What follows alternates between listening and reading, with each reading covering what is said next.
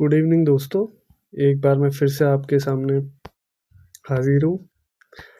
तो आज हम बात करेंगे जो मेंस में टेस्ट सीरीज़ जो मेंस बच्चे लिखने वाले हैं अभी यूकेपीएससी का,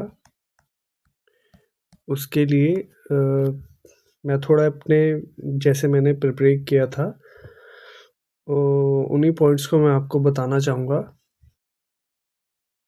तो चलिए, तो ये है 2023 के टॉपर्स की कॉपी। इन्होंने एथिक्स में आई गेस 150 के आसपास स्कोर किया था या 147 आई गेस, सबसे हाईएस्ट मार्क्स थे ये एथिक्स में। तो इनका लिखने का तरीका मुझे काफ़ी पसंद आया था। तो चलिए देखते हैं। अ,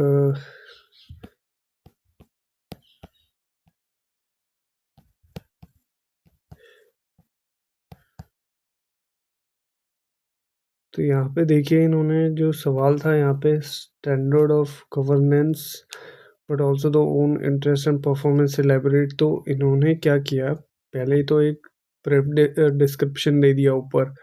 उसके बाद इन्होंने क्या किया कि स्टैंडर्ड ऑफ गवर्नेंस को डिफाइन किया और अपने पॉइंट्स में ये एग्जांपल जरूर डालते थे। माय गवर्नमेंट प्लेटफॉर्म ट्रांसपेरेंसी के लिए पब्लिक, ये my government platform basically public to governance जो कम्युनिकेशन एस्टेब्लिशमेंट के लिए था। ये इसमें लोग अपना व्यूज़ दे सकते थे, अपना फीडबैक दे सकते थे गवर्नमेंट को कि कैसे इसको इम्प्रूव किया जाए या कैसे लोग कोई प्रॉब्लम फेस कर रहे हैं। तो इससे एक पब्लिक ट्रस्ट बनता है, या पब्लिक कैपिटल, वो सोशल कैपिटल भी बोल सकते हैं। तो ये इन्होंने पब्लिक ट्रस्ट को एकदम से डिफाइन कर दिया माय गवर्नमेंट प्लेटफॉर्म लिख के। और साथ ही देखिए, यहाँ पे करप्शन जैसे ही नाम आया, यहाँ पे इन्होंने अशोक खेमका जी का नाम डाल दिया। तो इससे एक अच्छा इम्पैक्ट पड़ रहा है कि student is very much aware of the topic, और जो वो लिख रहे हैं वो अच्छे से उसको वो पोर्ट्रे भी कर रहे हैं। अब देखिए यहाँ पे devotion to duty, devotion to duty में इन्होंने आर्मस्ट्रॉन्ग सर का एग्जांपल डाल दिया। तो इससे काफ़ी अच्छा एक समझाने का तरीका बहुत अच्छे से हो रहा है, ताकि जो एग्जामिनर है उसको बहुत अच्छे से समझ आए।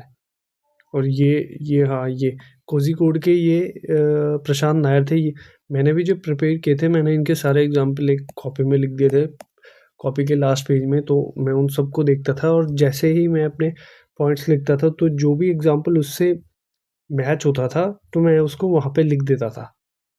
अब देखिए यहाँ पे कंपैशन, कंपैशन तो आपको पता ही है। जैसे किसी पर्सन की अगर आप स्थिति देख रहे हैं, उसकी दयनीय स्थिति है, और आप उसको उस स्थिति से बाहर निकालना चाह रहे हैं, उसके लिए पेन महसूस कर रहे हैं, तो उसे कंपैशन बोलते हैं। तो वही जो ये आईएएस थे प्रशांत नायर, इन्होंने भी जो गरीब लोग थे उनको एक कैंपेन चलाया था पुअर लोगों के लिए, उनको खाना देने का। तो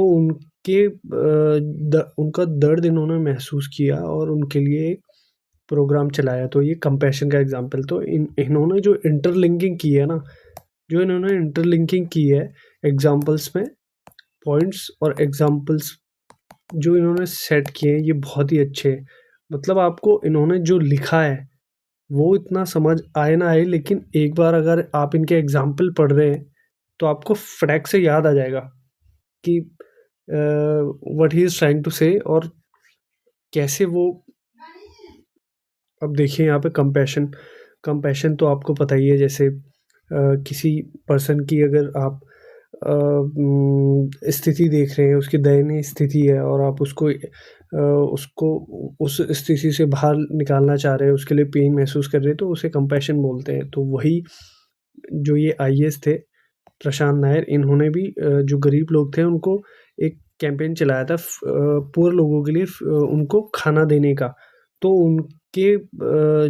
उनका दर्द इन्होंने महसूस किया और उनके लिए एक प्रोग्राम चलाया। तो ये कंपैशन का एग्जांपल। तो इन्होंने जो इंटरलिंकिंग की है ना, जो इन्होंने इंटरलिंकिंग की है एग्ज़ाम्पल्स में, पॉइंट्स और एग्ज़ाम्पल्स जो इन्होंने सेट किए हैं, ये बहुत ही अच्छे हैं। मतलब आपको इन्होंने जो लिखा है, वो इतना समझ आए ना आए, लेकिन एक बार अगर आप इनके एग्ज़ाम्पल पढ़ रहे हैं, तो आपको फटाक से याद आ जाएगा कि what he is trying to say. और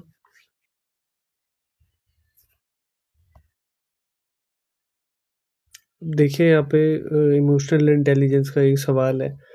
तो यहाँ पर क्या आप विचार में सहमत है कि चरित्र प्रक्रिया में that it is nature and not, तो ठीक है, मतलब वो एक नेचर है जो इमोशनल इंटेलिजेंस को डिफाइन करता है।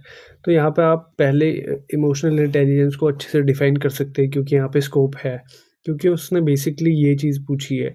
अब यहाँ पे अगर क्वेश्चन के 2-3 पार्ट होते तो आपको ये सब लिखने की ज़रूरत नहीं थी, लेकिन उसने इतना कुछ नहीं पूछा है, तो आप लिख सकते हैं, यू कैन राइट, ठीक है। तो ये सब लिखने का ये मतलब हो गया है कि आप आप अच्छे से अवेयर हो इमोशनल इंटेलिजेंस क्या होता है, ये चीज़ से आपको एक बेनिफिट मिल जाता है, +1 मार्क्स मिल जाएंगे, क्योंकि आपने उसको ये बता दिया है कि एग्जामिनर को कि आप इस टॉपिक में काफ़ी अवेयर हो। लेकिन अनलेस ये आपको देखना पड़ेगा, हर हर सवाल में ऐसा नहीं लिखना है कि इतना आधा-आधा पेज आप लिखें ही। स आप समझ रहे हैं मेरी बात? अगर आप इसी सवाल में अगर क्वेश्चन मार्क होता और यहाँ पे कुछ और होता और फिर यहाँ पे भी कुछ और होता और यहाँ पे भी क्वेश्चन मार्क, तो इसके 3 पार्ट हो चुके हैं ना, तो आप तब ये नहीं लिख सकते, तब आपको सिर्फ़ इतना लिखना है। तब आपको सिर्फ़ इतना ही लिखना है, इतना समव्हाट दिस बस। फिर इसके बाद आपको इतने में पहला सवाल डिफाइन, फिर ऐसे-ऐसे आपको ये सब प्रैक्टिस से हो जाता है। लेकिन एक फ्रेमिंग अगर माइंड में है, तो आप उसके डायरेक्शन में आप अपना एफ़र्ट डाल पाओगे। तो अब यहाँ पे देखिए इन्होंने फिर से, मतलब मैं मेनली आपको ये दिखाना चाह रहा हूँ कि इन्होंने जो एग्ज़ाम्पल्स है और अपने आंसर्स है उनको कैसे कोरिलेट किया है। देखिए यहाँ पे कंस्ट्रक्टिव क्रिटिसिज्म, तो इन्होंने कितने अच्छे से लिखा है कि shown by the Gandhi ji after the चौरा-चौरी movement, चौरा-चौरी जो कांड हुआ था उसमें। और यहाँ पे एम्पैथी में इन्होंने मदर टेरेसा लिख दिया है, मलाला यूसुफ़ज़ई लिख दिया है। हालाँकि ये लिख सकते हैं, लेकिन हाँ, इससे आपको चलो लिख लीजिए ये भी। हाँ, ये वैष्णव जन तो ये गांधी जी की माँ ने गाया था। ये इस पूरे गाने को भी आप सुन सकते हैं। ये ठीक है, मतलब वैष्णव जन थे और काफ़ी बड़ी गाना भी क्या, पोएम टाइप का है ये, ठीक है। ये सीएस राठौड़ ये आईपीएस थे। इन्होंने नेशनल एंथम गाया था।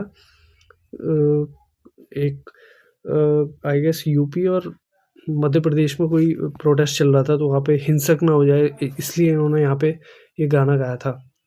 मुझे इतनी चीज़ें कैसे याद है, क्योंकि मैंने थोड़ा-थोड़ा जो भी एग्ज़ाम्पल्स मैंने यहाँ देखे थे, आईएएस, आईपीएस वगैरह, वगैरह, आईएएस संकरन और ये सब देखे थे। आईएएस संकरन आंध्र प्रदेश के कैडर के काफ़ी अच्छे ब्यूरोक्रेट थे, जो वो शायद मेरे हिसाब से अकेले ब्यूरोक्रेट है, वो अकेले आईएएस ऑफ़िसर हैं जो 2 स्टेट को चीफ़ सेक्रेटरी सर्व कर चुके हैं। एक तो मेरे हिसाब से मणिपुर है और एक आंध्र प्रदेश है।